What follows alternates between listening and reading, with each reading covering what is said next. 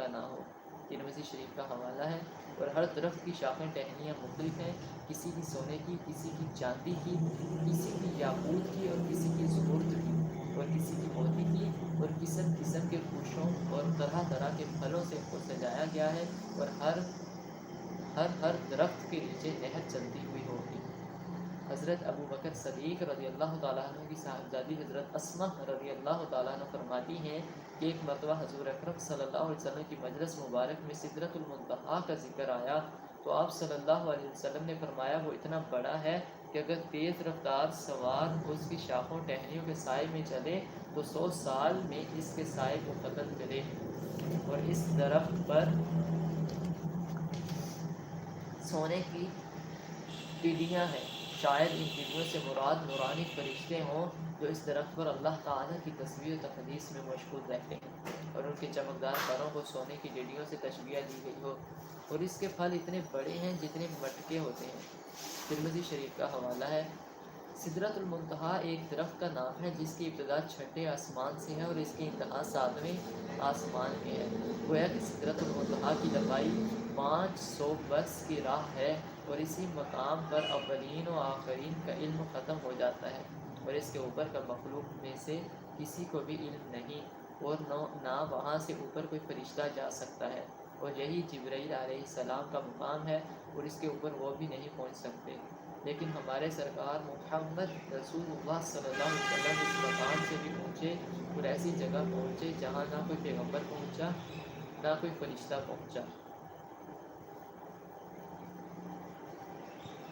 جناب رسول اللہ صلی اللہ علیہ وسلم نے فرمایا دوزخی مسلمان فقیروں کی طرح جنت والوں کے راستے میں صف باندھ کر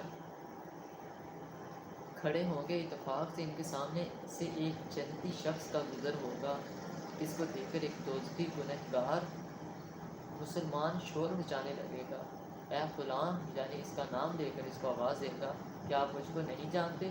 میں وہ شخص ہوں جس نے ایک مرتبہ آپ کو دنیا میں پانی پلایا تھا۔ اور کوئی یہ کہے گا کہ میں وہ ہوں جس نے آپ کو وضو کرنے کے لیے پانی دیا تھا۔ یہ جنتی اس کا اعتراف کرے گا، اور اس احسان کے بدلے میں وہ جنتی مسلمان اللہ تعالیٰ سے اس کی شفاعت کرے گا اور اس کو جنت میں داخل کرا دے گا۔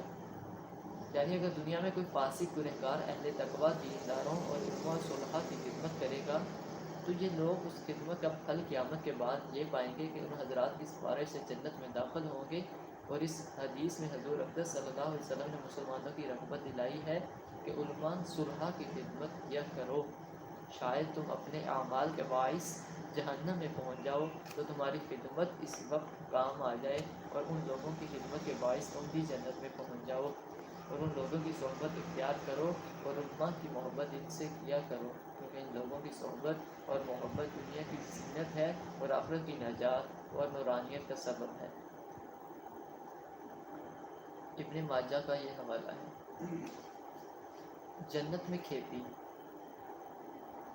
حضرت ابو ہریرہ رضی اللہ تعالیٰ عنہ سے روایت ہے کہ رسول اکرم صلی اللہ علیہ وسلم کی خدمت میں گاؤں کے رہنے والے ایک صحابی بیٹھے تھے، اور آپ یہ بات فرما رہے تھے کہ جنتیوں میں سے ایک شخص اپنے پروردگار سے کھیتی کرنے کی اجازت طلب کرے گا۔